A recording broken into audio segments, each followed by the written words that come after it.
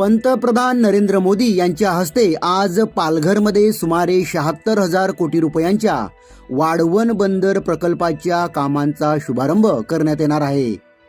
आज दुपारी 2 वाजता पालघर येथील सिडको मैदानावर विविध विकास प्रकल्पांचे उद्घाटन आणि पायाभरणी भूमिपूजन सोहळा आयोजित केला आहे। वाढवण बंदराला स्थानिक मच्छीमारांचा विरोध आहे। वाढवण बंदर पायाभरणी सोहळ्याचा मच्छीमारांनी विरोध केला आहे। धाकटी डहाणू गावातील मच्छीमार बांधवांनी समुद्रात उतरून निषेध आंदोलन केले। काळे झेंडे काळे फुगे बोटीवर लावून समुद्रात बंदर विरोधी घोषणा देत रॅली काढण्यात आली।